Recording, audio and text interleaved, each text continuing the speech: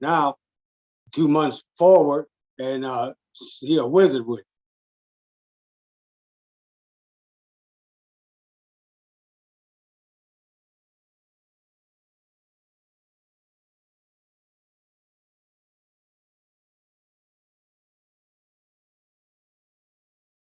So we live right now.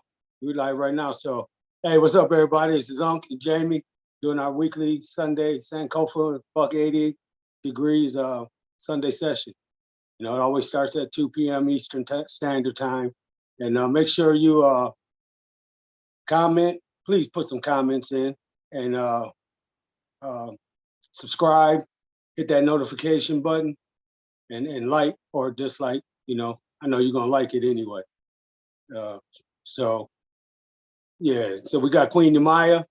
Thank you for coming in and presenting us with your knowledge, with your wisdom, with your spirituality, with your kind heart, and the knowledge that you want to share with us is really intricate. I already know, so I'm excited. Well, let me just add that. I'll let you add in for the first Sundays, James. I'm sorry. I'll let you put this little ringer in for the first Sundays. Yeah. So thank you, everybody. This is Jamie from Sankofa. Hey, listen, man, just pay attention. We got a real good one right now. You don't want to miss it. Hey, she's bringing some fire, some heat, and and not to mention that she's also a member of Sankofa 180 Degrees. So please welcome, Queen Yamaya. Also Charlie Randall Pride. Welcome, Queen. Welcome, panel. Everybody on the panel. Hey, it's a pleasure having you guys. Pleasure to be here. There she is. Oh, my video is crazy. So you go ahead and Miss Pride, you can go ahead, Queen, and introduce yourself and tell tell family what we getting into today. Okay, let's get this started. My given name is Charles Steen. And my maiden name, my married name is Randall Pride. I don't know what is going on with this. Can you guys see that flashing? Yeah, we can see it. You can see it. Yeah, I don't know. Cleveland has had some really weird stuff going on with the Zoom meetings. So, well, anyway. Just try real quick to sign off and sign back in. Okay, yeah, I think that's a good idea. I'll come right back. Okay, bet. Okay. Hey, so family, I just wanted to make an announcement real quick. Just make sure that that we on the same page. Every first Sunday of every month, we do a children's book read, and we have one of our youngsters do a book read for that day, for that session on that Sunday at 2:00 on Sankofa 180 Degrees. For anybody that participates, any children that participates, we put you in a raffle, and we pull your name, and you are able to win a children's book, right? And we mail it to you free of charge in hopes that you will read on the next available slot for that monthly book read. Okay. So listen, what we got next coming up Sunday. This coming up next book read, the first Sunday of next month, will be King Prince is going to be presenting a book.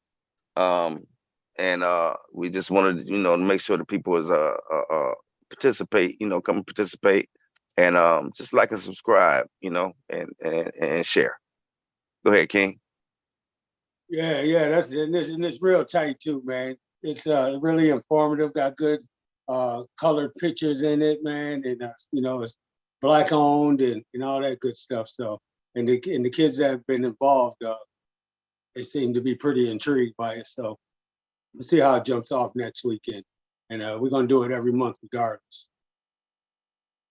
Yeah, it just encourages kids to read, man. Doing a little more reading, man, because a lot of times our children, we're just a little bit behind in reading, man, and we just, some of us just don't like reading. But this right here is a little more exciting. It gives the kids enough, time to all the focus is on them.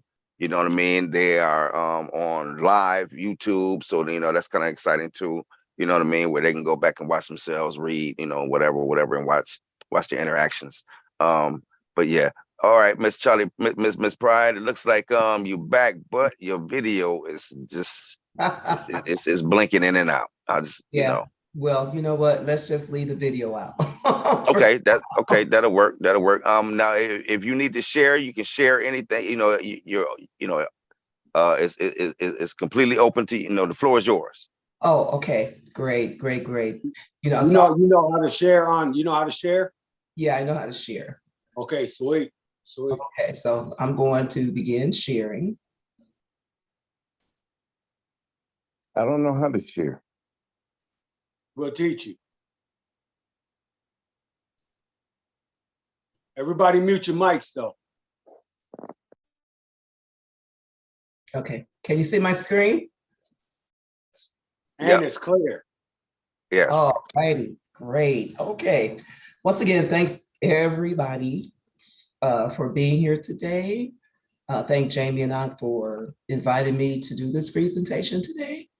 And I'm just going to do my best. And this is, for me, this is a sharing opportunity in regard to a book that, sort of opened up my critical thinking skills a whole lot as far as the consciousness movement and the Sankofa movement. And the title of the book is Post-Traumatic Slave Syndrome, America's Legacy of Enduring Injury and Healing by Dr. Joy DeGruy. This is a great book, and I hope everybody has had the opportunity to read it. If you have not, I highly suggest it.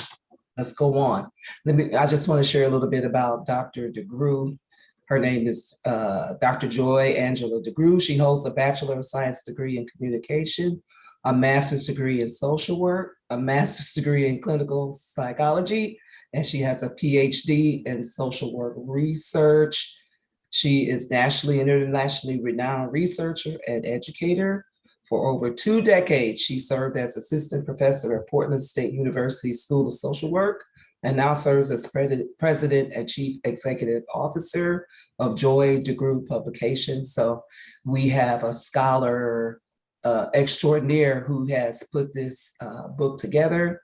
Her research focuses on the intersection of racism, trauma, violence, and American chattel slavery. She has over 30 years of practical experience as a professional in the field of social work. She conducts workshops and trainings in the areas of intergenerational, historical trauma, mental health, social justice, improvement strategies, and evidence-based model development. So we know that, she does her homework, she does her research, she knows what she's talking about. She's been doing it a long time. So let's begin to talk about post-traumatic slave syndrome, or PTSS. And this is an excerpt from the book. It says, slave men, women, and children were traumatized throughout their lives, and the violent attacks during slavery persisted long after emancipation. As the basis of these injuries, those traumatized adapted their attitudes and behaviors to simply survive. These adaptations continue to manifest to this day. Post-traumatic slave syndrome examines these adaptations with an eye towards identifying those that limit us and make us strong. And I want to put emphasis on the things, whether they're good, bad, or ugly, they may limit us, but if we take the time and the effort, they will make us strong. So what am I going to be talking about as far as this subject is concerned? We're going to be looking at what is trauma, what is the concept of vacant self-esteem, and what is ever-present anger. And in her book, she explains these as manifestations or evidence of suffering with post-traumatic slavery syndrome. So let's talk about what is trauma. Trauma is an injury caused by an outside, usually violent force, event, or experience physically, emotionally, psychologically, and or spiritually. Trauma can upset our equilibrium and our sense of well-being. Often, trauma results in dysfunctional behaviors and distorted attitudes and beliefs. It is magnified exponentially or greatly when a person repeatedly experiences severe trauma. So what is post-traumatic slave syndrome? Post-traumatic slave syndrome is a condition that exists when a population has experienced multi-generational trauma resulting from centuries of slavery and continues to experience oppression and institutionalized racism. Added to this condition is belief, real or imagined, that the benefits of the society in which they live are not accessible to them. This then is post-traumatic slave syndrome. So let's stop and think about it. So what I'm going to do is, as I go over each point, present something from the book about that point, we're going to stop and think about it. Okay, because that's what I'm learning to do, and I'm sure you guys are learning to do, because learning never stops. It is eternal, but it's helping us to think about who we are, where we are, and where we want to go. So let's think about this based on what we just learned about trauma and post-traumatic slave syndrome. Slave owners work daily to break the free will of slaves, our ancestors. They did this every day. They were assaulted on a daily basis and treated worse than animals, as we well know. So my question for us today on this point is, how would you feel if you were assaulted on a daily basis for being a human being? Anybody want to address that? I'll address it first. I think we are assaulted still every day on a continual basis. So it isn't that it's in the past; it's very present. The benefits that we can glean from that is the initial intent of our ancestral attitudes and behaviors in the respect towards identities that resonate with the nature and the better well-being of the earth and others, period. And that includes ourselves. The one thing that I recognize is that we've been pushed way back. And so we rest in those demises. And you made the point of, we have to continually remind ourselves that if we put the effort in, not denying the compression, that we will be stronger. The question that I would have, I don't want to expect the panel to answer that, is what does I will be stronger look like? What does that strength entail, and how does it look? And how does it look in respects to overcoming the demise that the Queen is talking about, the traumatic, the trauma, right? And so a lot of us males are, we definitely struck with it, especially with, the leadership of the woman in the home, right?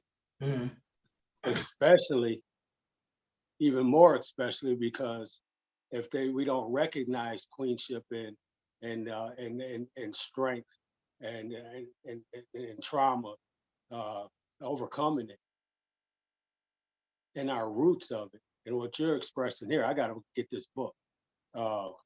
Then we're only stuck in the demise.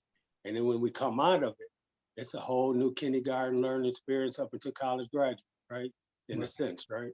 It's a learning experience. But, like we addressed earlier, I end with this, like we addressed earlier, the Queen said it's, we use those bad words.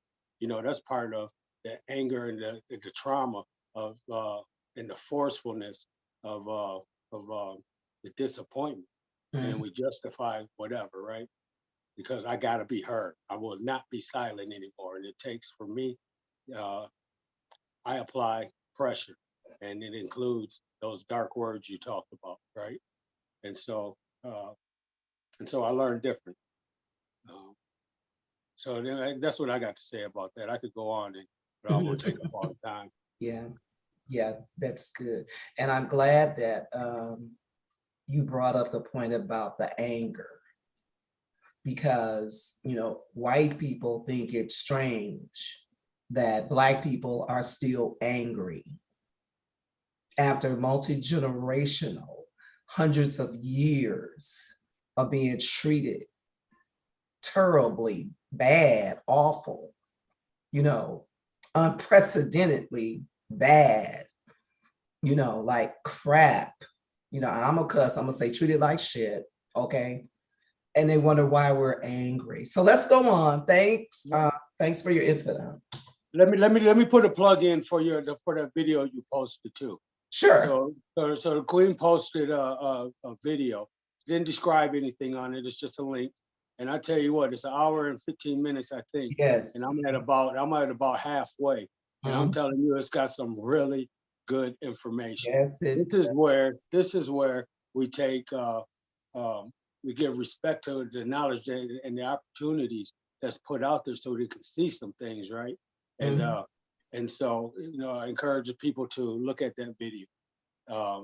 The one thing that I found out, and it's pertaining to what we're talking about too, the one thing that I disagreed with was it was after about the 7-minute mark, maybe a little short of, and it mentioned that, I meant to go back and look at it because I wanted to get the correct word, but it mentioned that the Africans were not organized.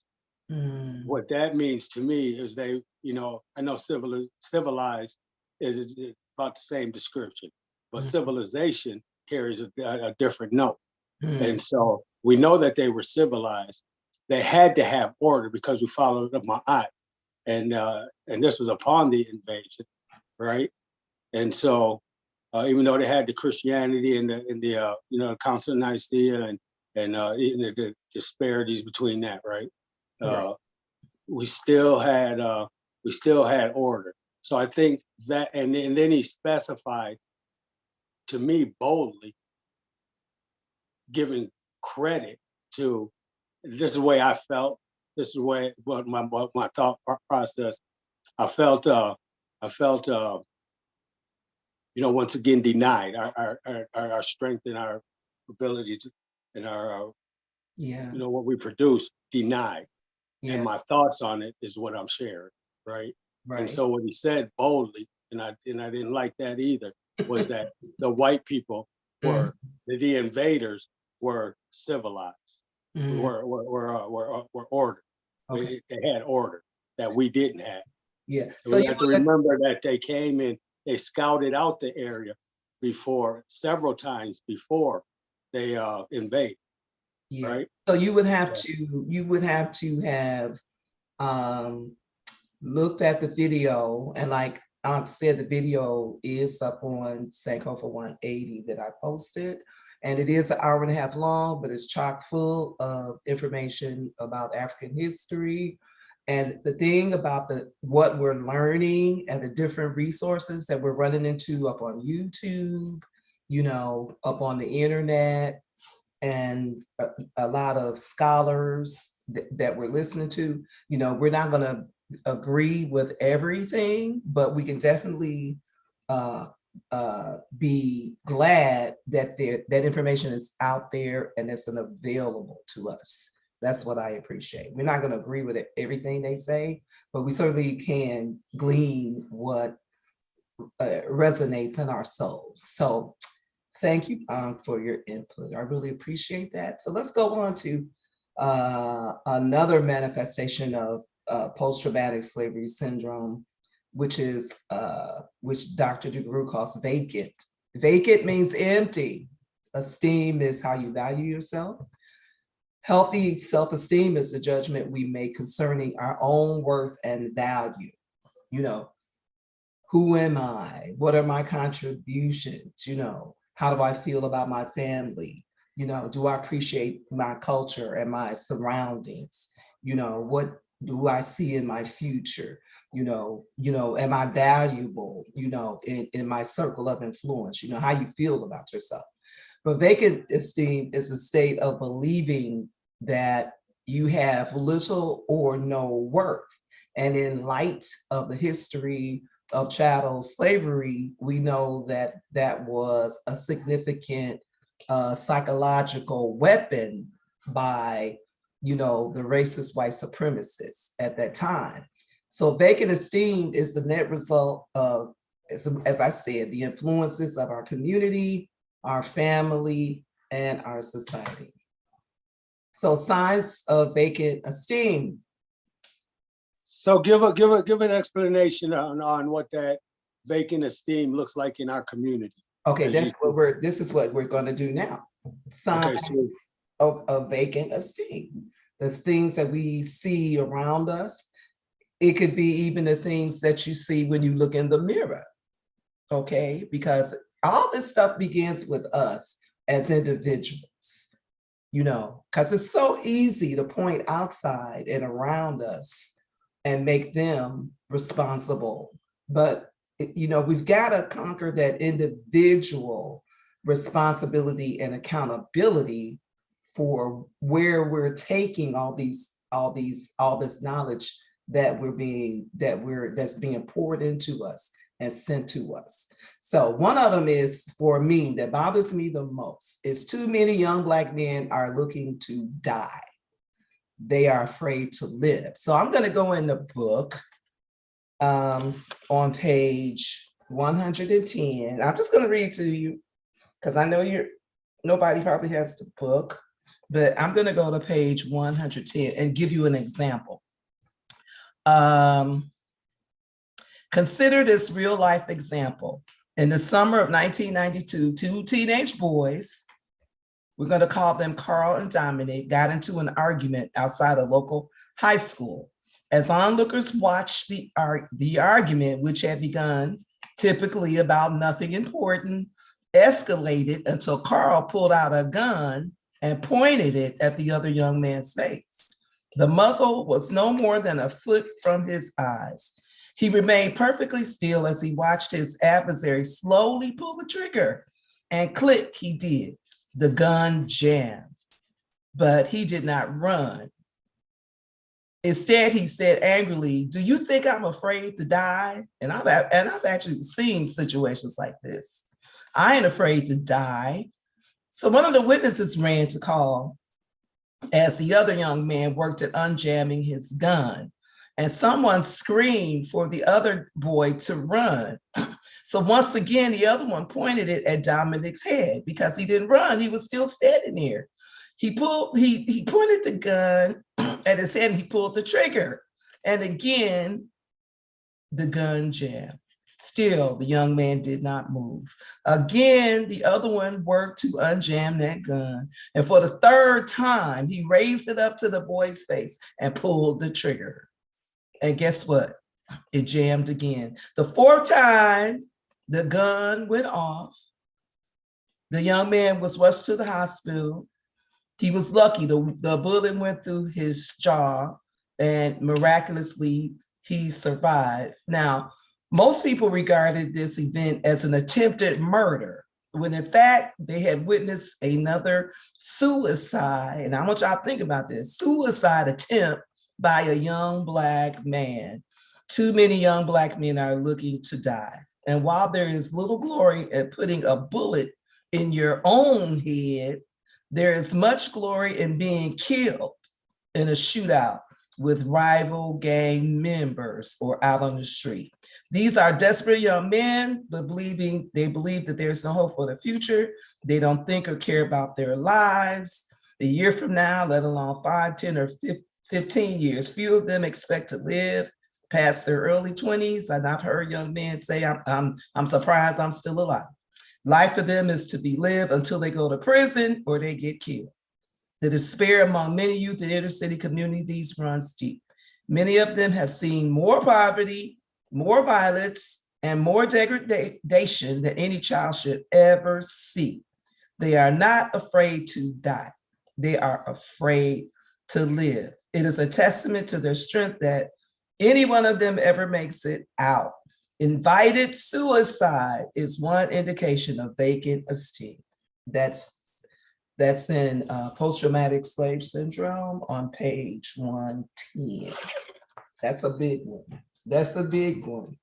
They'd rather die than take a bullet in the head to get their glory on this earth. So my next point is efforts to. Let's discuss that. Stay there? You want to stay there? Let's stay there. Yeah, we gotta stay there. But I'm going to share last. And let's try not to go too long with our shares, so we can just keep it moving. But right, I'll share last. Okay. So efforts to undermine the achievement. Jamie, you want to say something about that, or you want to wait still, like you gave the orders in the beginning? Well, no, I mean, I'm cool. I mean, no. Yeah, because we're gonna go. I'm gonna be going on the stop page where we're gonna think about what we just talked about, and so you can give your input. Okay. So let me get through the slide, and when we get to the stop and the think about it page, we'll do it like that. Is that okay? Hey, so, yeah. Hey, yeah, that's perfect. Now let me ask you a question. Now, are these slides supposed to change? Are they? Yes. Mm-hmm. Okay, well, because they haven't changed yet. Oh, you're kidding. It's still, no, we're still on the very first one. On the very and first it's the very first slide you have. Presentation by Queen Yamaya, February 12, 2023. Okay, hold on. So don't skip the slides. We can just breeze through them. Yeah, because we gotta go through them, because I'm like, wow, wait a minute, some's not. Okay, so you guys are on the very first presentation slide. Yes. Okay, now I position it back on 1, so I'm going to go to 2. Can you see that? Nope. It's not changing. Okay, so just share again. Close it out and share again, maybe. I don't know. You might know something different. All right, let me do this. Let me go back.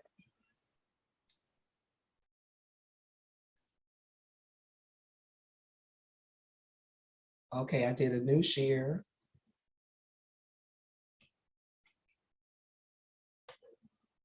Oh.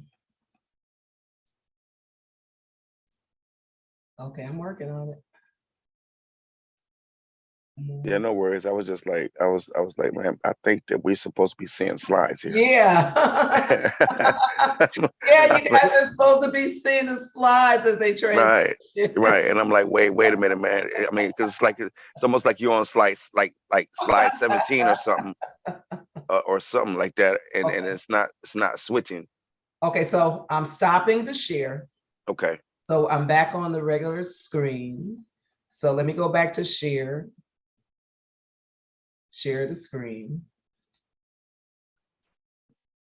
Hey, Unc, can you do me a favor? Can you Unc, hey, can you put the link in the chat? Yeah. Okay. Yep. You are okay. So can you see my screen now? We see your first screen.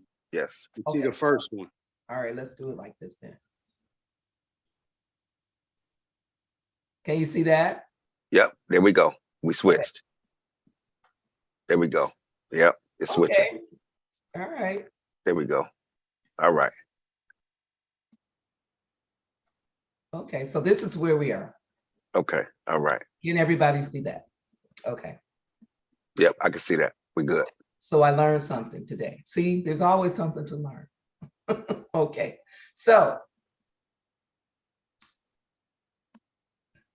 I think we went through this. Vacant, healthy self-esteem is a judgment we make concerning our own worth and value. We talked about that. Vacant esteem is a state of believing oneself to have little or no worth. It is the net result of the influence of community, family, and society. Okay, so we just talked about, and I read to you from page 110 of PTSS. We talked about too many young Black men are looking to die. They're afraid to live. They find glory in dying in the streets because they live so hopelessly. And another sign of vacant esteem is when people undermine the achievements of other African Americans and bring each other down. That's another sign of vacant esteem. And we devalue our own selves. That's what the devaluing of other African Americans, that's on page 111. We devalue each other. And we've seen that, right? Next Yes, one. we see that all the time. We see it all the time. So let's think about it. This is question time. Let's stop and let's think about it. As we have seen family, community, and society, as we have seen, family, community, and society contribute to vacant self-esteem in many ways. So what are some of the behaviors of African Americans that you have seen personally that show that they have vacant esteem?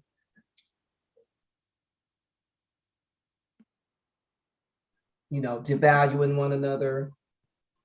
Well, you know what? I'm gonna tell you like this. I feel like a lot of times that uh, we become numb to all of the atrocities that has happened and that's still happening. I think that we become numb, like it's just a, you know, I mean, it's like a normal thing, you know what I mean? It's like it's supposed to happen. Like if it don't happen, something's wrong, type thing. You know what I mean? Like, yes, yes. you know, and I think that a lot of times that, you know, the school is the biggest influence on our children because they spend more time at the school than they do at home, right? With the parents, right? Right. So, and then you have YouTube, you have all these rappers, this music today. You know, it's all about killing your ops and all this. So this is a lot of this is learned behavior. Right. This is, you know, this is what, you know, this is glorified. And so you have kids that's going out here, right, that is literally imitating this stuff, right? And, you know, and I really feel like, you know, I mean, now I ain't saying that all of them, you know, we're gonna have some bad seeds, right? You're gonna have them, man, and that's in every race, you know what I'm saying? But I'm saying that, you know, the music companies, the media, social media is all influencing our kids. And you have a mother and a father against all that. I mean, how can you compete with that? Is the question, right? Right. How do you compete with that? Because now you trying to show your child, you know, this right here, and then show it to them this way, right? And but you know, social media got different plans for your kids, man. That's right. And they're winning. It's the thing. They're winning. Yeah. And so, you know, even when I talked about this before, you know, These people are taking history out of the schools. Mhm, Black history. They have every other history except Black history mhm. in these schools. Right. And the cold thing about it is Black African history. I don't care how which way you point it. It's American history and it's world history. I don't give a damn what it, well, how you look at it. Okay, Well, first that's we the gotta, only history that you're gonna ever have is right. Black African history. That's the only history that you have here in America. That's the only history that you got in Africa. Is Black African history. Well, definitely we have to accept the fact that Black African history has been in the hands of those who have controlled it. You see what I'm saying? It's not our story until we take it back. Right now, it's their story. Is that what they put out there? That's not our story. So as parents, if you have children, as grandparents, uncles, aunties, and even neighbors, if we are the people who have come into who have, we're the woke ones. So that cliche is out there. We're the woke ones, have come into this knowledge. Then we need, like I said, it's an individual thing. We need to share this knowledge with our children. We This need is to it. sit That's them right. down, and we don't count on the school anymore to give our children our history. We have to take control. Plain and simple. Whatever they learn in school, okay, fine, it's public. And and we have to understand, as Black people in the racist white society, is in charge. They are in control.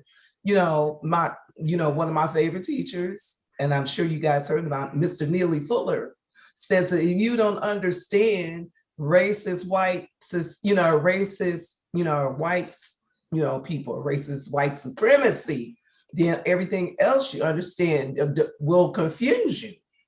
It'll be confusing because we have to accept that the racist white supremacy culture controls everything. But we can take that control back in our homes, in our community, put some controls on my daughter had to do this. She had to put some controls on my grandkids' tablets. She took their phones away. She put some rules on the television. She got them more involved in creative arts and sports in the community. She took control. Because if you believe me, I kept telling my daughter that that screen was zapping my grandchildren of their ability to think. So she had to take control, and that is what we have to do. So there's many, many ways that our society, our community, we contributed to vacant esteem by the way we have taken on European ways. But the problem with that is, let me just say this, Mhm. and okay, like, listen, the problem with that is teaching our children the history, right? Is see, the issue that we're gonna always have with that is what history are they teaching them, right? Because a lot of our people, Black people, think that have it in their mind that our history started with slavery. Right. What we're doing, and it's up to us to show them that our history didn't start with slavery. Our history was way before slavery. Our history was it was at the beginning of this of man, right? Mm-hmm. So so this is where we get into the conundrum at, is because you have a lot of our Black people teaching our children, their children, right, that our history started with slavery. So now, and I'm saying this to say, through Christianity, this is what our Black brothers and sisters is teaching these children is Christianity. Christianity is what it was used to enslave you. Oh, yeah. Why would they give you a book to help you? Because they don't. Because What makes you think that they're gonna literally give you a book that is going to help you. What people do you That's really true. think that those people wanted to help you? No. No. Did it even at any point in time? Yeah. Any point in time during that time, how could you ever think that anything that they gave you was to help you? Right? Right. Listen, man, this is what I'm saying about our people and teaching. Like I said, that they're taking the history out of school. And then it's our job to teach our kids this history. Right. But what history are you teaching them? Right. Are you teaching them the Christianity history? Or are you teaching them Black African history? It all depends on what household we're talking about. It all depends on what each individual family, where their thoughts are about African history.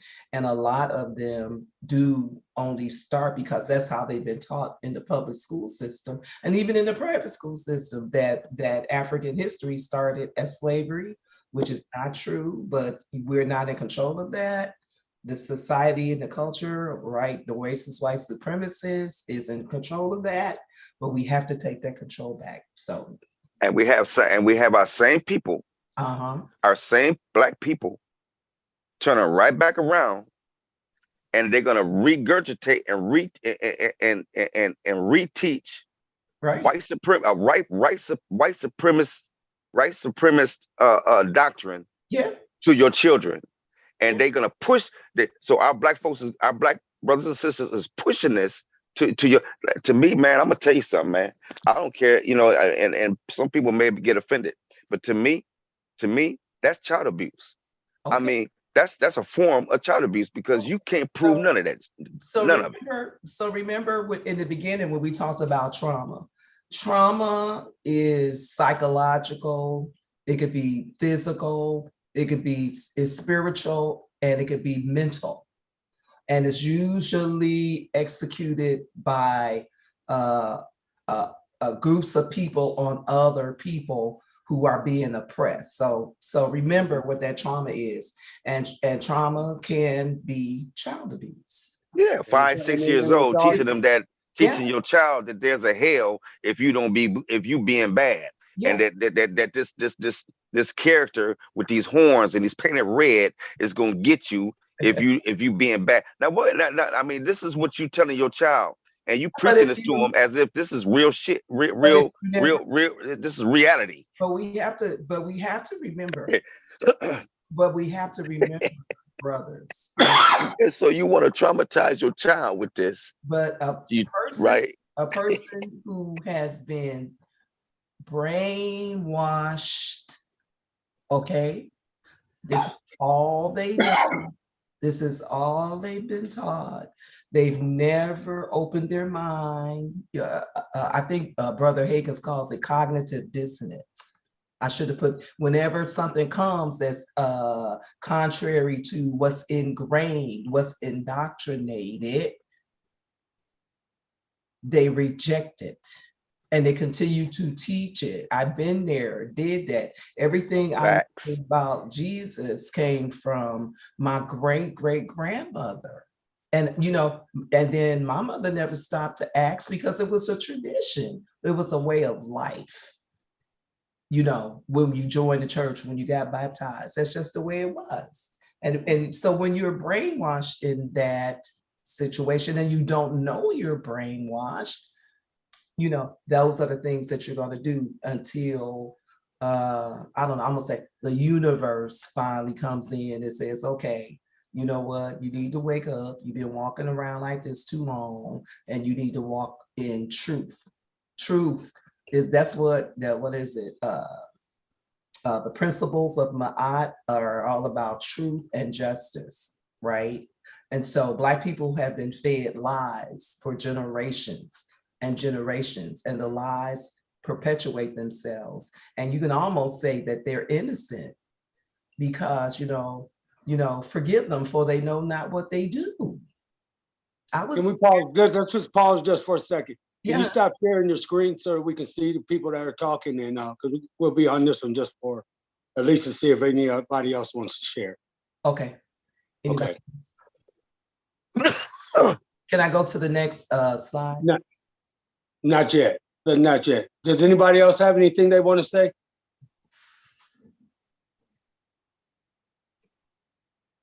Anybody? Reg, Carrie?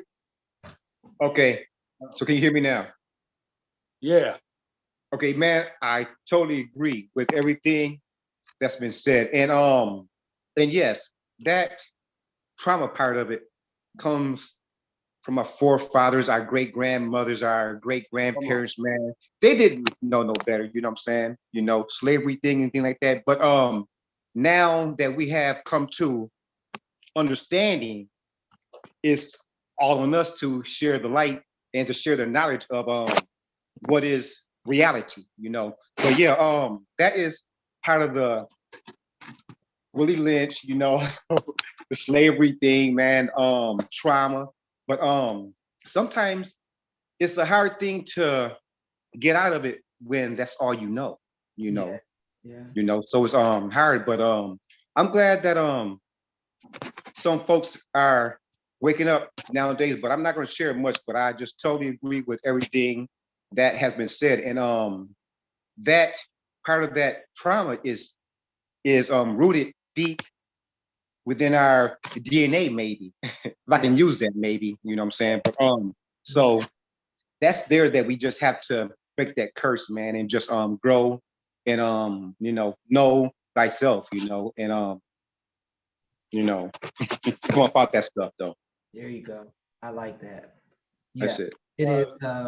That, Vic, that right there that you're talking about is like a whole nother presentation that one of us can share about how trauma has affected our genetics and our DNA. That's the study of epigenetics. It's scientific and it's real. yeah, I like that. Thank you, I Rick. like that. Do you, Vic, you got something you want to say? Hit your mute button.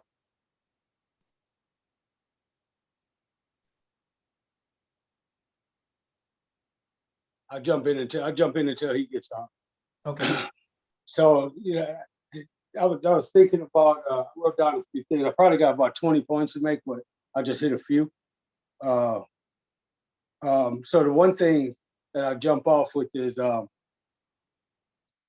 even though they're intertwined, I think there's a difference. I think you can separate them. One is the history and one is the cultural history, and then the history, right? And so what I see is, as a majority, is people standing up real strong and bold about the history. And we have to search a little deeper, to a little further, a little indifferent, to go to the studies of Ma'at, the Netchers, the Netcheroos, and so forth, right? Mhm. And that's where we find the peace. And that's what the schools are not, or people in society are not even bringing up.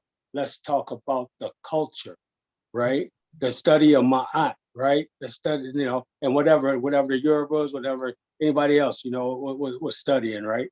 The culture, right?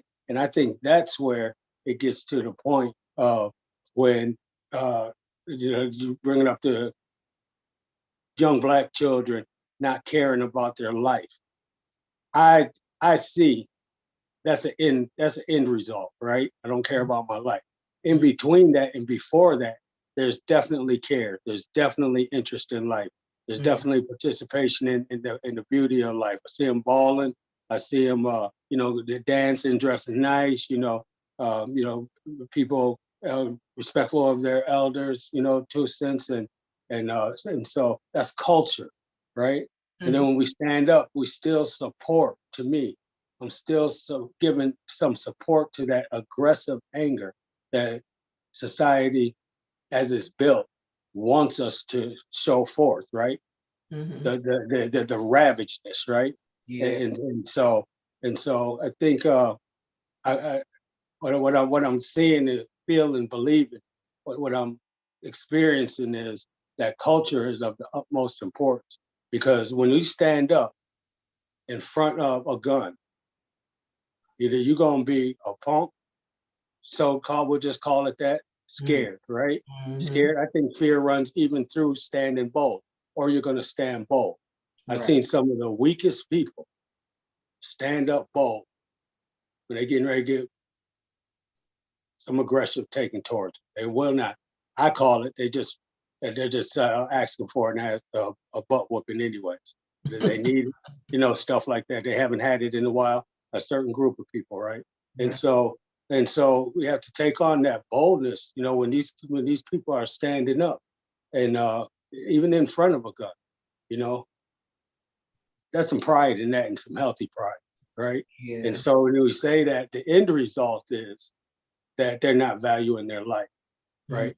I think the flip side of what I'm sharing is it should have been accompanied with that, because Mhm. that sets the statement that the author made, that's a precedence of, and it spreads like gangrene, that they really just don't care. And what that does is put them in the savage mode that they painted us as, Right. right? And so, and to be very careful of that stuff, right? And believing wholly that these kids just really don't care, right? And standing up for yourself, even in the most dangerous events in life, you Mhm. obviously care, Right. right? And so the problem is that they don't, like it was stated, people don't have the respect for the lives. Mm. That's factual, Mhm. right? I want to share with you. I've had a number of experiences, but I'll bring up this one where I knew this man was not scared to die. Me and Carrie took care of her father for 8 years, and then we gave him his wishes, and he died at home with us. And this man was not scared to die, right? I'm so proud of it. It had such a profound impact on my life, right? Mhm. I don't want to die. I'm not scared to die. And my history shows, given the opportunity or the circumstances, something, it may take on that depiction. It will take on that depiction, and you Mhm. just don't care, Yeah. right? So we have to be, I think we have to be very careful in that. And the Right. other thing that Reg brought up, and you specified too as another teaching is I just put up a post with on Sankofa with Dr. James Smalls and Professor James Smalls, and Mhm. he re-emphasized the incarnation, the reincarnation uh, value. Mhm. And what he's saying is that we are representations of our ancestors, physically, Okay. Okay. right? Right. And so that reverberation of that, those dreaded events in life ripple through our lives, even in that physical form of reincarnation through the ones that have been there. See, I feel stuff. I see stuff. I wanted to bring up too that the trauma is also visual, right? Mhm. Definitely. Okay. Yeah. Um, so what else did I put? Talked about Mr. Murphy. Okay. I'll leave those because I got about 20 other points I could make, but that's just being greedy. Inconsiderate, inconsiderate. And then if you can tell me Awesome. before we close out what year that book was published. This book was published. Let me look.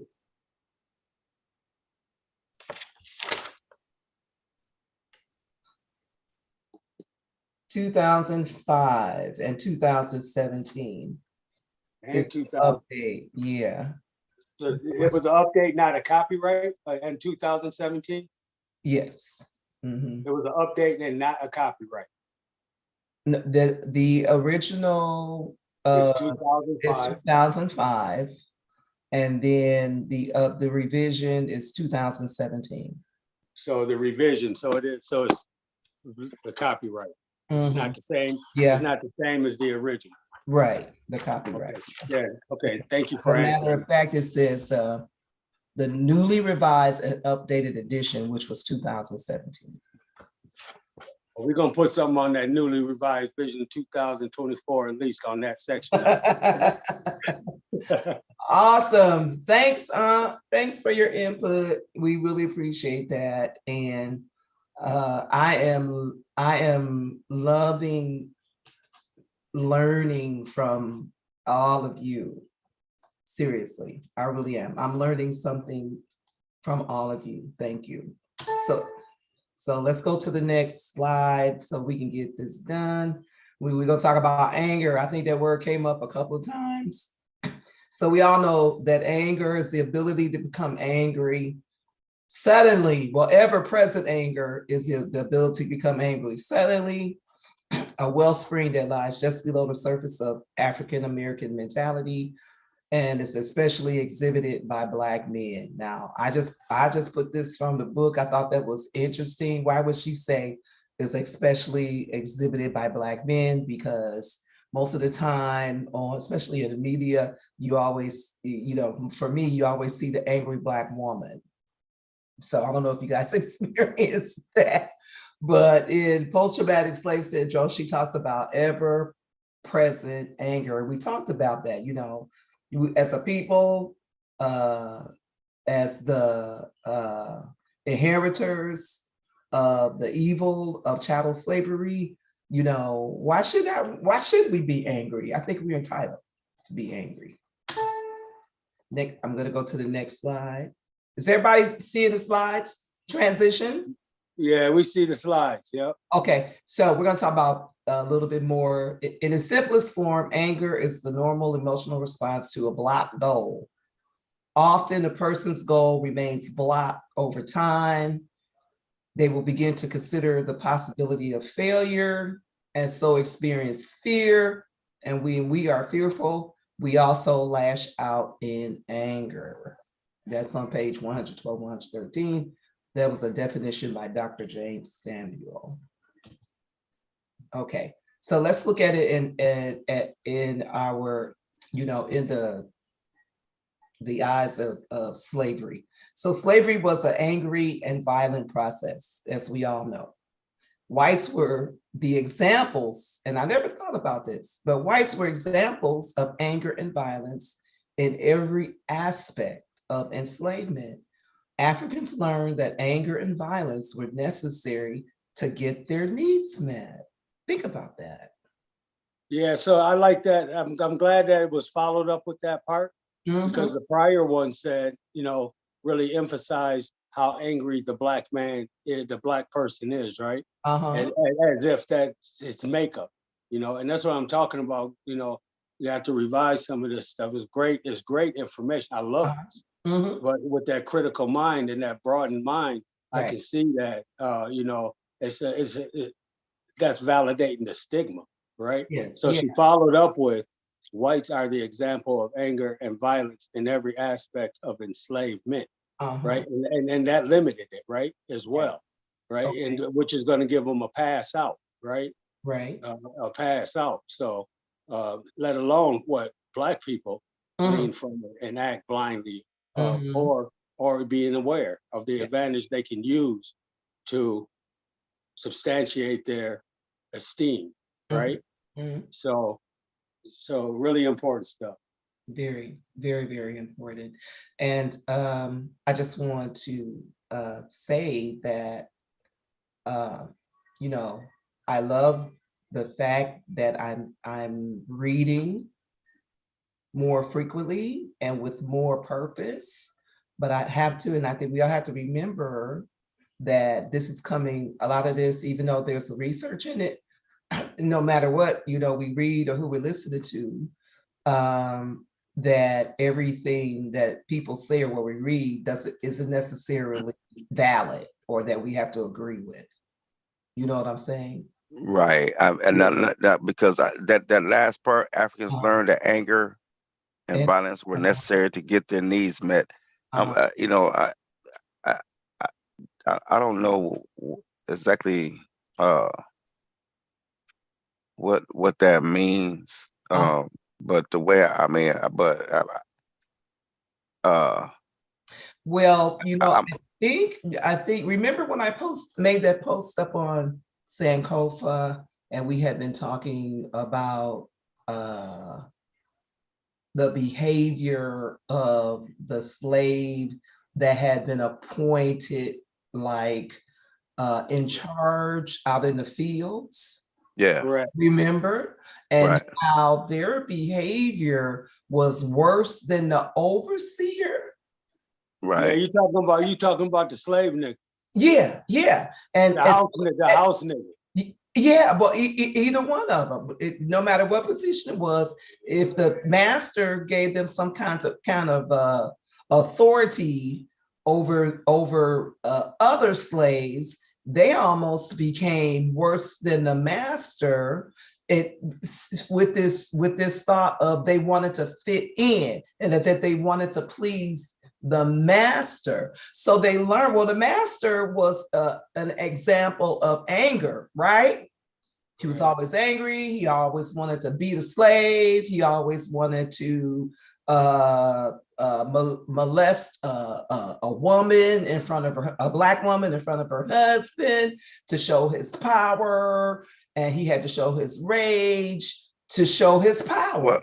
Well, And now, so, and Mama, so there were not all the black people, but the ones who were given a little power and authority took that, modeled that same anger and that same behavior of violence and used it against their own people.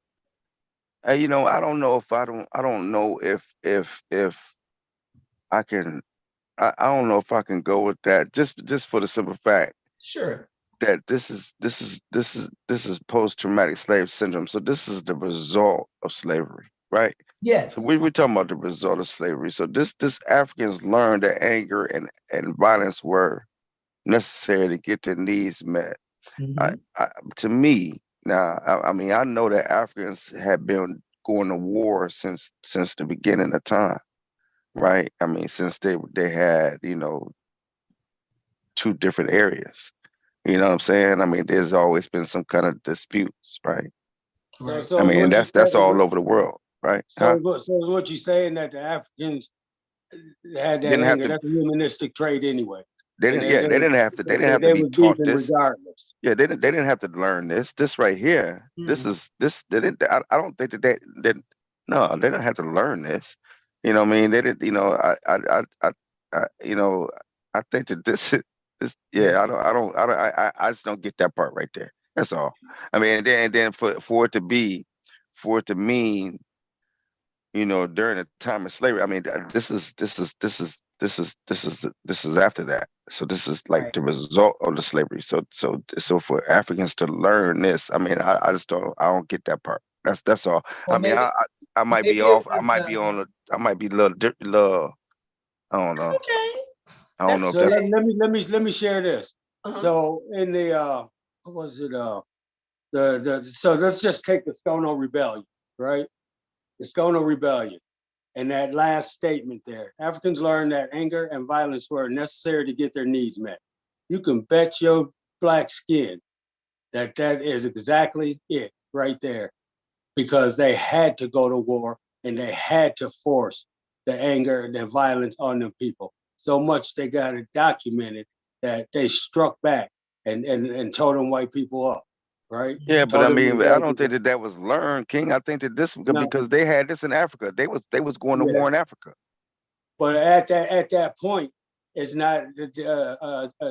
You have the options to be passive, right, or to continue on going along and getting beat, whatever you know the process that was going on.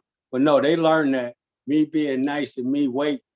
They got that understanding at No, that least was at that point, right? And I think it was all it's all throughout life.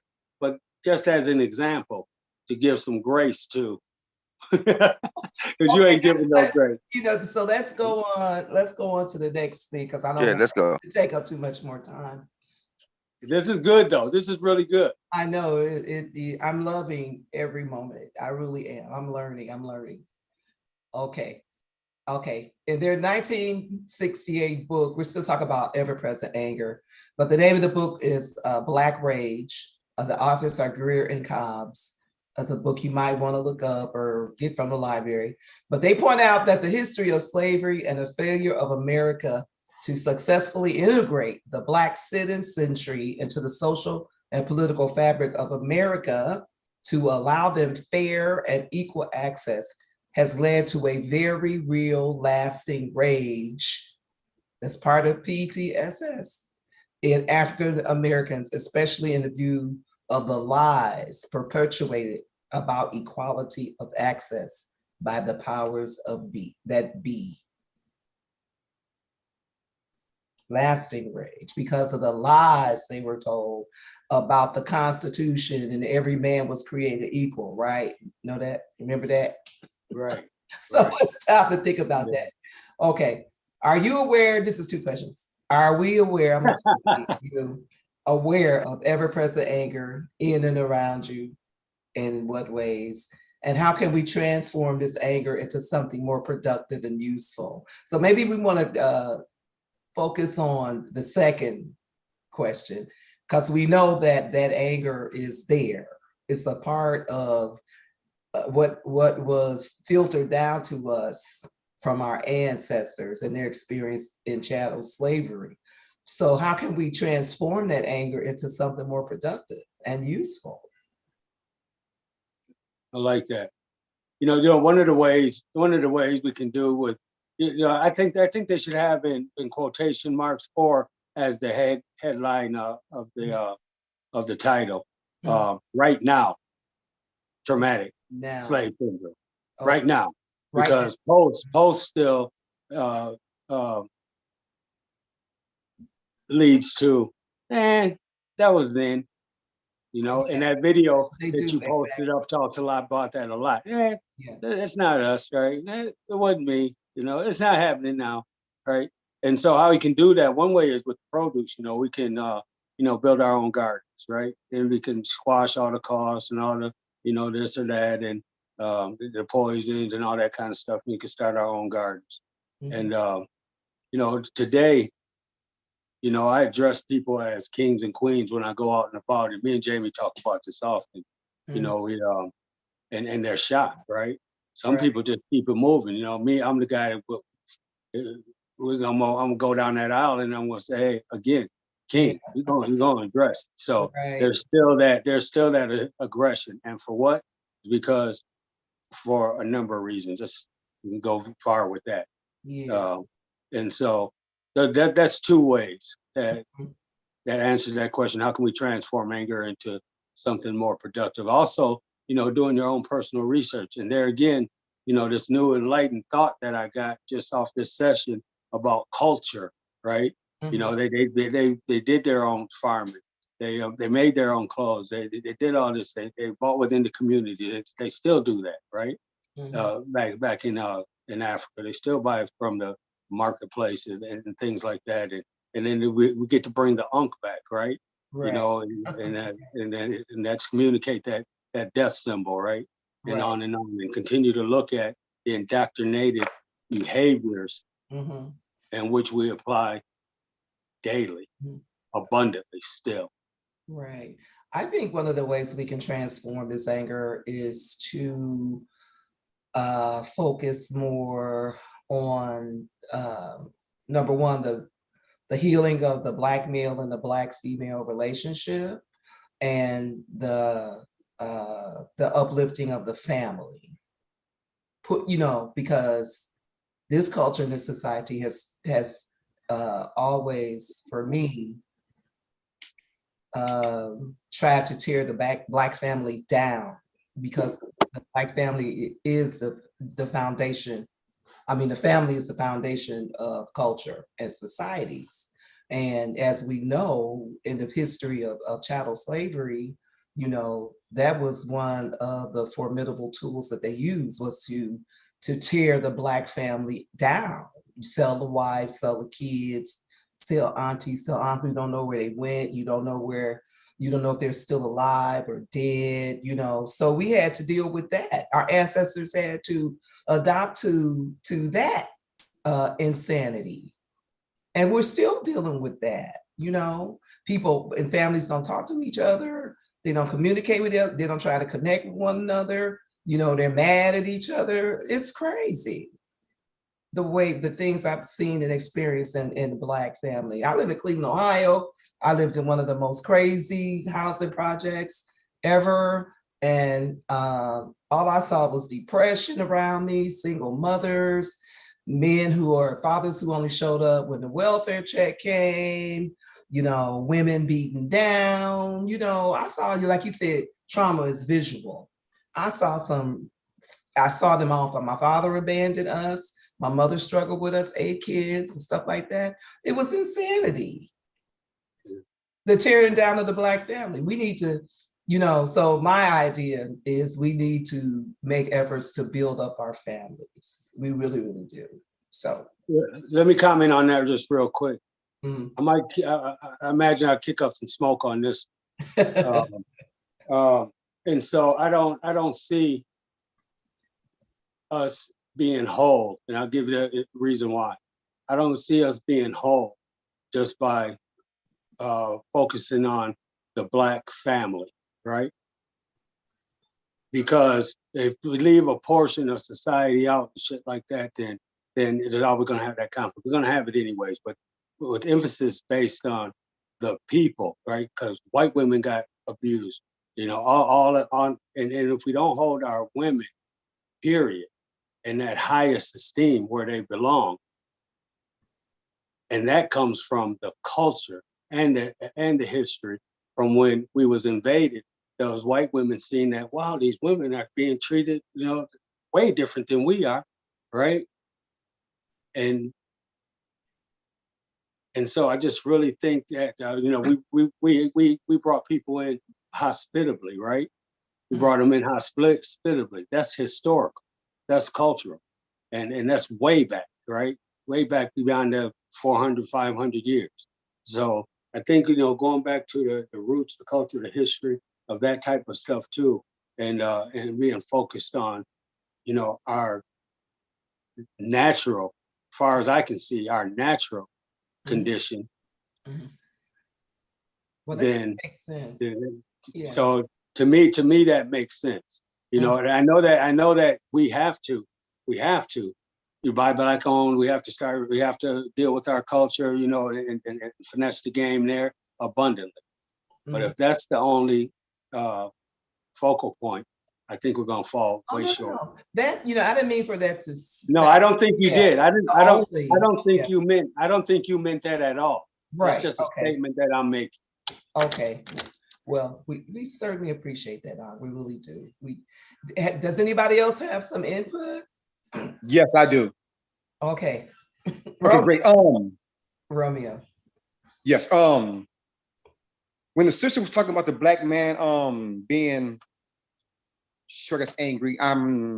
This is paraphrasing, I guess. So what we have to actually look at also when there was a time of slavery, and our women and our mothers and our daughters, man, was being beat, killed, raped, and all this kind of stuff. And we were actually useless, not useless, but we couldn't do nothing.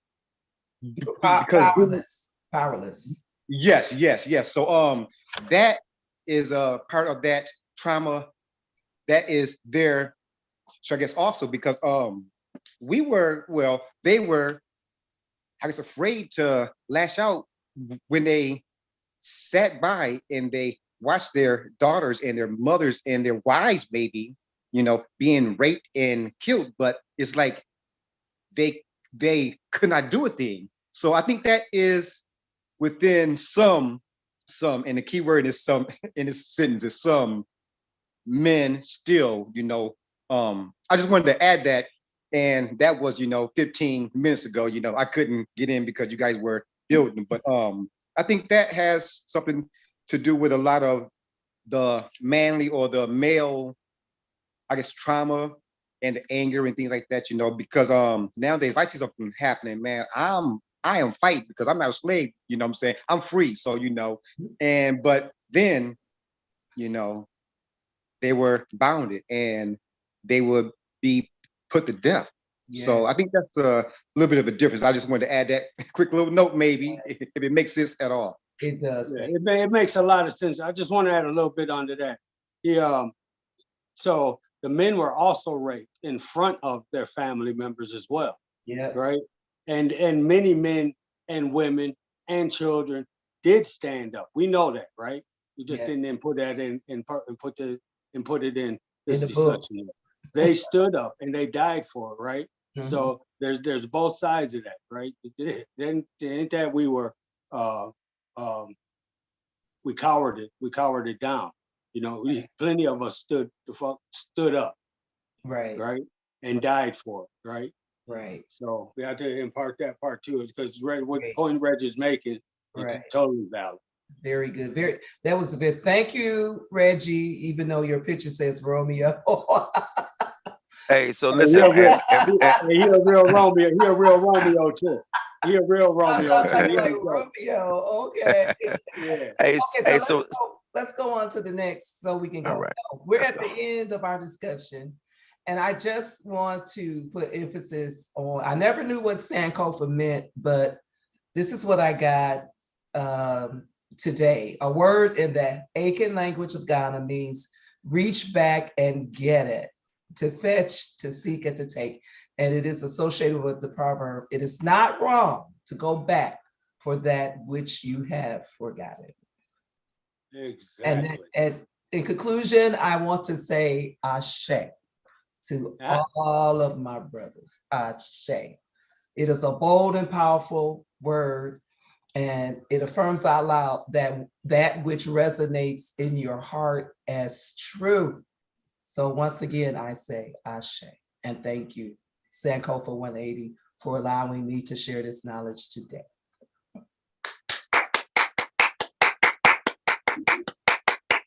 Bravo, bravo. We salute you.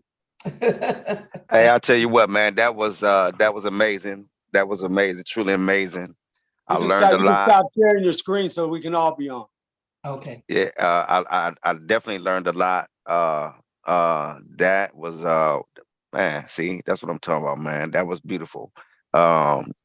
Very, very good job, man. And I just make sure, just anything that any comments that I made, it wasn't to you. It was just to that that was toward the book, right? That was nothing to you, because I know you sharp, man. You real sharp, man. Now, my thing is this. Let me just say it's something about that part, Jamie, real quick. So Jamie project you all the time, right?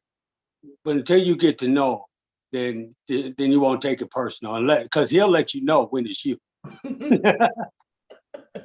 I just want to make that distinction, Jamie. yeah.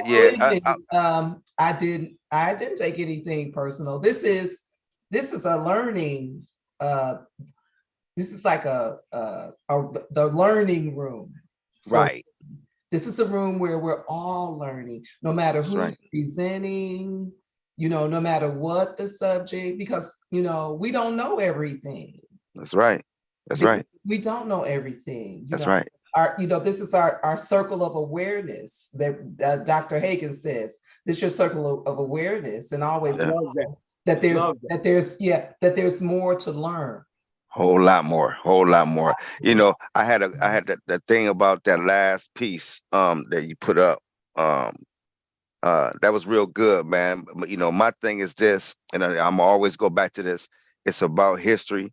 It's about teaching your people or our people the real history. Listen, man, if we keep on, see, and this is the problem that we're gonna always have because of these different doctrines. You got these doctrines that specifically tells each other not to mess around, not to fool or even conversate with each other, right?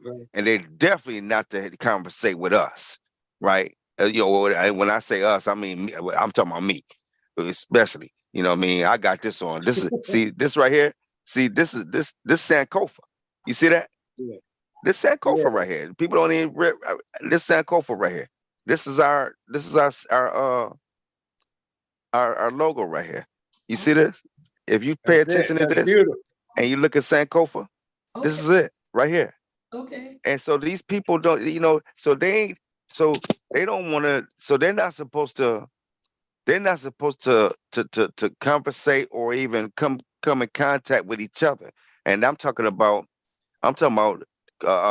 Christians and Muslims. They're not to mess with each other. So you can't say that that's the same God and all this and woo woo woo, because they specifically say to stay away, stay away from each other, right? Yeah. And they're definitely to stay away from people like me, because I am a heretic, or pagan, atheist. I'm all this, right? Traitor. I'm all that, right? And back in the day, I'd be one day be talking about killing, Right. right? They be trying to kill me, right? So this is what I'm saying. So this is another reason why we're, hey, peace queen, how you doing?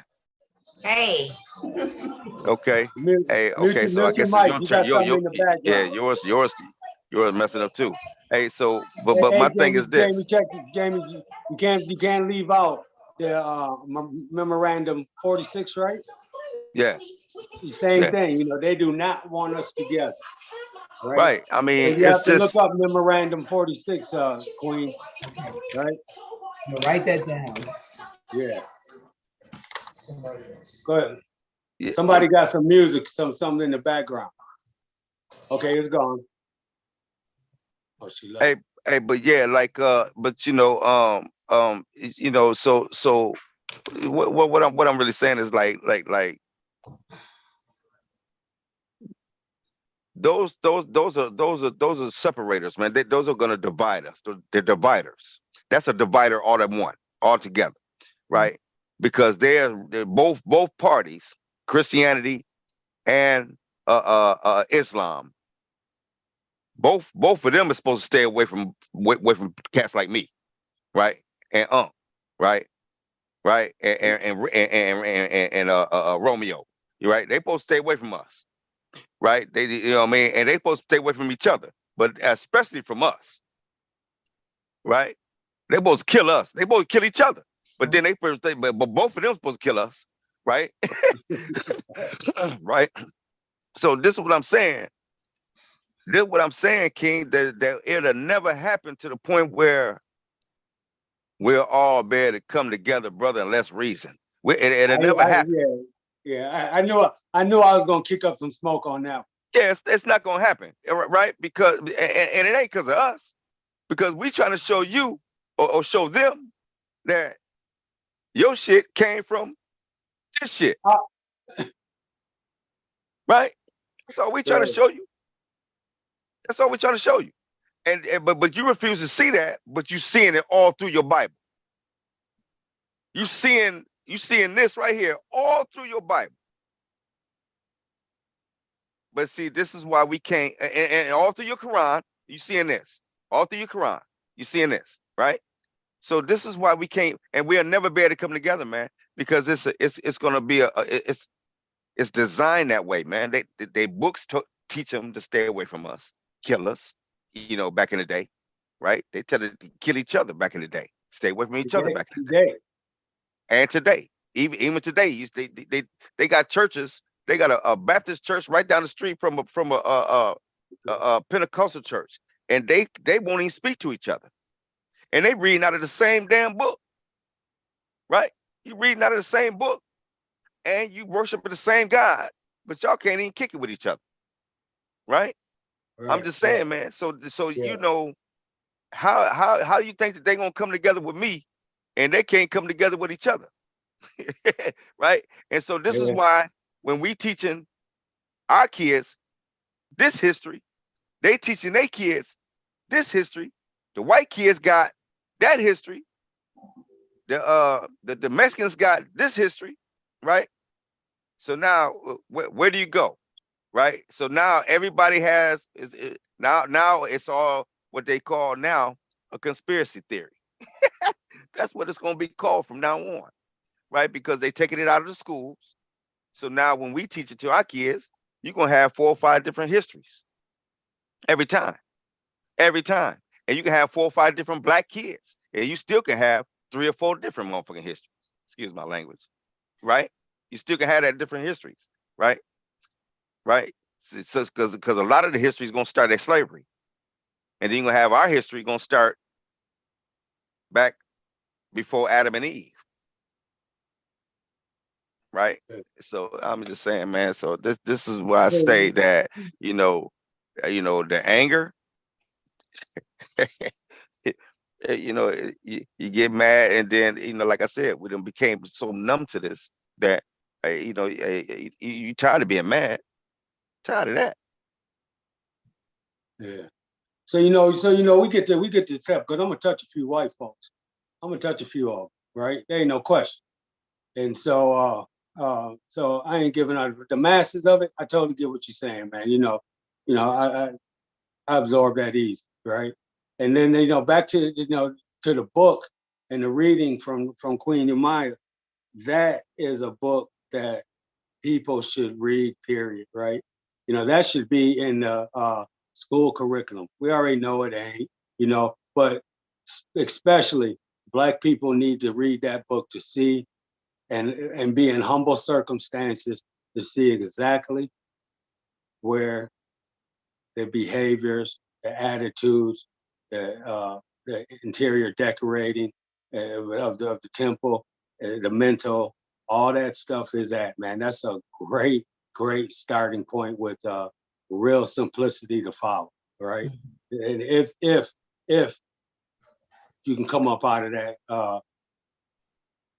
identity, right? The identity of shit. Now I'm gonna have to denounce piece by piece, and then add in, piece by proper substitute, right? And I don't think we can get more proper than that. That book is really intricate. I'm gonna talk to my wife and make sure we can get that sometime, right? She be on it though. She be ready to get that mug today, right? So I want to Carrie. Will you say something? Yeah, I'm gonna definitely grab that book too. Yeah, she taking care of her hair right now, washing it off. So my Yeah, I'm wife definitely going. was a social worker too, and deep in the game, right? Deep in the game. She's retired now, and she helps so many people. Seen things so differently. And when she met up with me, she had the administrative, mindset, had that locked down. Now I got an administrative background and I got logic, right? And I got an active voice already to go against the grain, right? So as we do now. And I don't even like to say call going it against the grain, man. It should just be the grain, So it is the grain, nevertheless, right? Mhm. So, thank you again about the with your presentation. And this is gonna get some views. I'm gonna be hyping this one up. Bling, bling, bling, bling, bling. Check it out. Putting comments in and stuff. So You're thank you so welcome. much. Yeah. Is something else you want to say, Queen? I think you put in some really good work there. You really blessed us with this. My pleasure. That's one of my spiritual gifts is teaching. Spiritual gift, teaching, speaking, wisdom.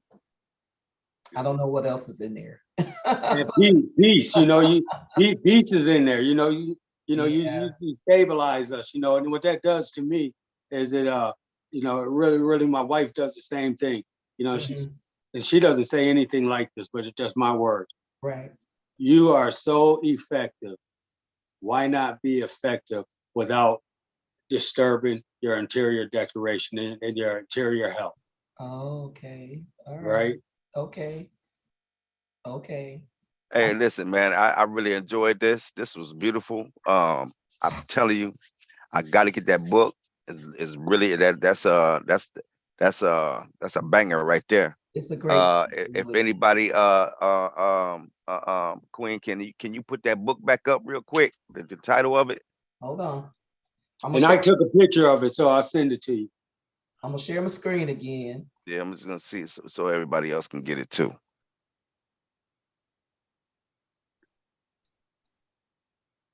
And so, I really wanted to, you might be able to help with this. I really want to get in touch with Dr. Ray Hagens because I have this video with this guy Right there. contradicting That's his it right take there. on the Yes. contradicting his take on the Council of Nicaea. Jeremiah Dr. Kamara. Hagen, Yeah, Dr. Hagens is the one that introduced me to it, right? With the impact that it has on me.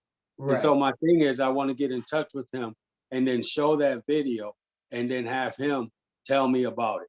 Tell us about Yes. I'm Right, so- game for that one.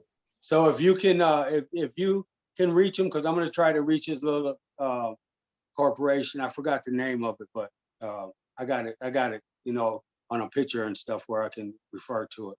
And I'm going to write a letter to him, a text to him, whatever is necessary, try to call and all that stuff and get him on. And I would like to do, I know this is reaching maybe, but nothing is impossible, you know, to get Dr. Joy DeGru. DeGru on too, so she can give us what she could put in the book. She can expound on with us, maybe. Right. I would like to suggest that we have what do they call it? Where we all get together on Zoom and somebody shares a screen of a video that we think would, you know, that would be a good addition to our learning experience together. Because I remember we did a Dr. Hagen's one Sunday. Right. Yeah. Yeah. And you know, maybe everybody can take a turn and we can have, they call it watch parties. So we can have a watch party of something that somebody feels would be of importance and productive in what we do as a group. Yeah, because the Shrine of Ma'at with Jabari is on at the same time that we do, and the same as Dr. Hagens. You know, he's on the same time that we're on. Right. Right. Yes. So you know that's definitely feasible. Okay. I love to Yeah. do. Everybody, you know, take a turn at hosting a watch party. Yeah. Yeah, we do. What you think about that, Jamie? We might get it. We might, you know, we'll gloss that over and might throw that in, you know, 1 week every month or 1 week every other month, whatever, you know, and because we definitely got to have 2 weeks where we go get at Right. it. You know, but I'm all for that one. I'm all for that one, Queen, for sure. Yeah, we can do that for sure. Yeah. Great.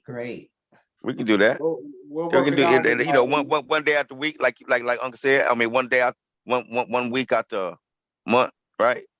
Yeah. Yeah, somebody can present something, and you know, you're just gonna have to leave them 2 weeks alone. Yeah, right.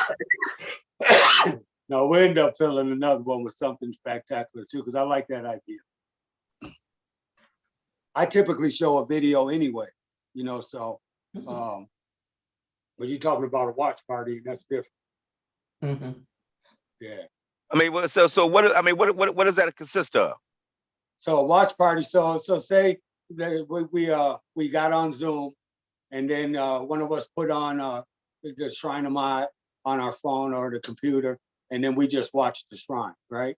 And then Oh, we just yeah. or we watch Dr. Ray Hagens, or we watched you know, we can't do, you know, Happy, you know, but we can do a Happy film, you know, or we can do anyone said even, right?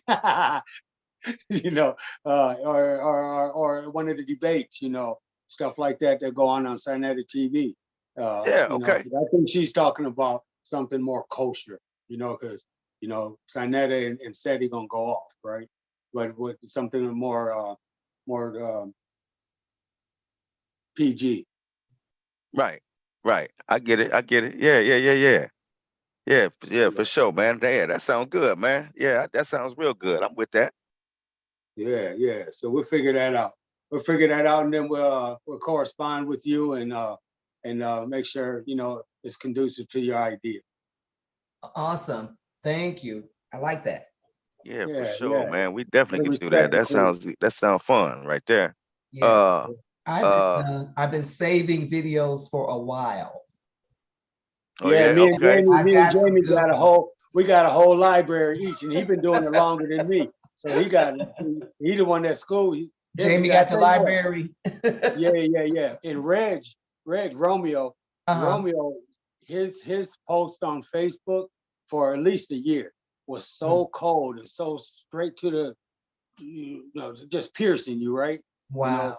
Straight up message. And I was like, still, I want to call Reg, but I know Reg on a real one right here. So, and I know him, right? So I got to get my business ready for this one. Well, And we so- got to Hey, get, listen. we Hey, got listen. to Hey, get hey, Reg to do a presentation then. hey, listen. Yeah. Let's close out real quick, and then we can continue on. Family. Hey, Just- now, Hold on. Carrie want to say something. all right. Hold on, she's coming over here. She ain't gonna get on the screen, but yeah, I put the video. I wanted to thank you. That was a wonderful presentation, and I've already ordered the book. So thank you so much. I appreciated it. I did. Hey, didn't I tell you I want to discuss it, right? she just go get at Got the book already. My pleasure. My pleasure, Carrie. Okay. Hey, She said thank you. All right. yeah, sweet. Hey, so listen, hey, Jen. So what's going on? How you feeling today? You okay? Hey, you didn't get off live yet, Jamie? I know. Okay. Yeah, I'm good. I'm sorry I missed the presentation, but I'm definitely gonna be watching it. Okay, Yeah, sweet, it's man. really Hey, so good, Jen. it was a good one, man. Did you was there anything you wanted to say? No, not at this point. I just want to go over the presentation and maybe I'll have something to say after I watch it. Okay, that's okay, good. okay. That's good. Okay. Mhm. Reds. Hey, Romeo, you wanna close out, man? Hey, I sound a little soft, man, saying Romeo, so I'm sticking with Red. That's Romeo, Yeah, man. yeah, Romeo. Romeo. He a real Romeo. He a real Romeo. Well, my name is Reginald, spelled with 2 G's. We started, but no, this was a great presentation. The sister hit on a lot of major topics, and I've learned some things. We're all here to learn, and I have learned some things. And I do want to apologize, man. You guys know that I'm off grid, which I'm not home right now, but so I've been missing the heck out of you guys, and I want to thank you guys for the positive criticism. My words, I do have a vocabulary, but sometimes I do cuss a lot, and I don't give a shoot. I'm just playing. But the topic was dead on point, and that is what has been resonating in my spirit for the last like 2 or 3 days. So I'm just glad to be here because this just confirms where I'm at and something that I need to hear right now. So I'm just glad to be here, and I don't talk much, but I'm just glad to be aboard. Hey, Reg don't talk. Reg don't talk much when he on Zoom. Hey, and Reg, why don't you send that video, man? When you was talking about when I commented that you was on that higher vibration, send that to Sankofa 180, man. Okay, I will. Hey, Rez, and tell him, man, how long you been living off grid, man? I actually had to go through my phone and my videos and my pictures like a couple of days ago.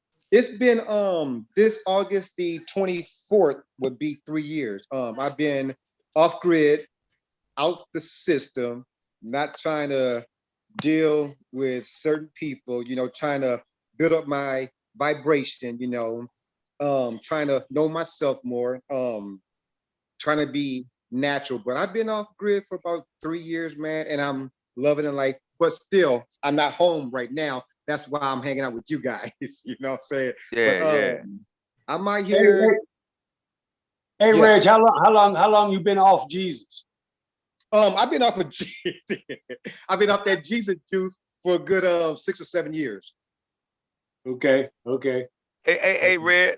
Hey, Rez. Hey, tell him how many acres you got, man. How many acres you got, man? Tell him what you got, Red. I just have I just have.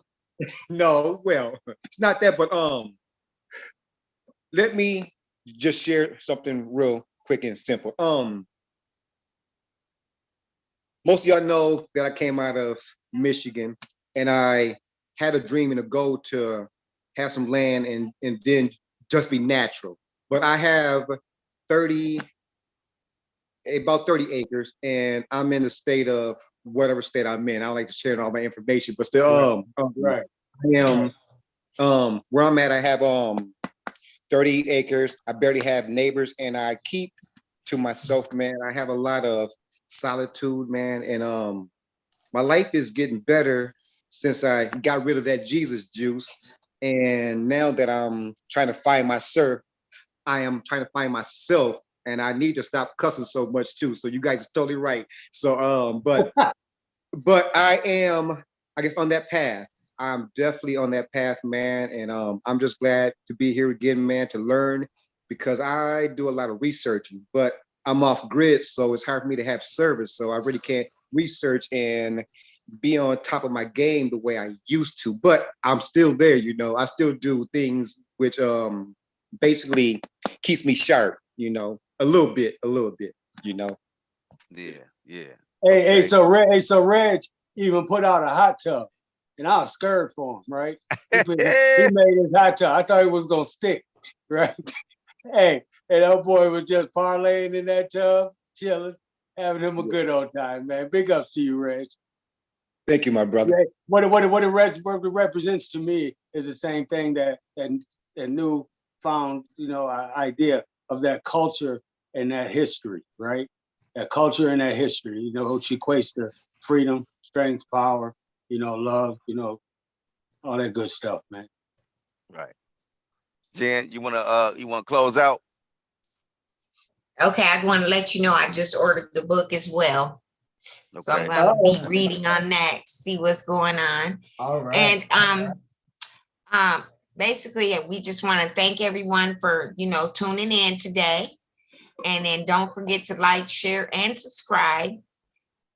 And we'll see you next week. That's right. That's right. That's right. That's Hey, right. Jen, I text JB and he sent me some text back, but he didn't send the address or the name of the place. So I'm thinking they're just trying to keep it a little bit, family and personal and stuff. So, because I asked him for, Right. the address so I could send him a card and, send the legend a card and for you to be able to go see him. So. Right, I understand. I can send my love. That should be good enough. I don't want to be disrespectful. Right. Hey, Right. Miss Carrie, do you want to close? You want to close out? You want to say something? Want to close out? She said thank you, and she loves you so much, Jamie. I'm like, Okay. damn, really? Okay. All right. And Miss Charlie, that was a beautiful. Queen Yamaya. Yeah. Queen Yamaya, please. Hey, the beautiful presentation. I learned a lot. I too am going to get that book, and I'm gonna get into it. You want Have her to stop. close us out real have her- quick? Yeah, but stop sharing your screen so we can see you when you close out. There you go. All right. You want to close us out? Who, me? Yeah. Yep. Once You get to close out. You get to close out the whole presentation. I get to Yep. close it. I get to shut it down. Shut it Yeah. down. Shut it down. Hey, and blessings and Blessings. speedy healing to your husband. Oh yeah, he's doing much better. Doing much Nice. better. Getting around. Give him a hug and a kiss on the cheek from me. Okay, well, I'll give him a hug and a kiss on you guys' On behalf. the cheek, on the cheek. Oh, on the cheek. He's right behind me. He can hear you. Yeah. Okay. All right. Peace to the king. Yes, peace to the king. He can appreciate it. But once again, I just want to thank everybody. Blessings upon each and every one of you and your households. I appreciate your sharing and your input. I have learned a lot from each one of you. And just a reminder that we will be learning until the day we die. There's always room for new knowledge. And, now that we know these things, now that we've been blessed to have this knowledge, what are we going to do with it?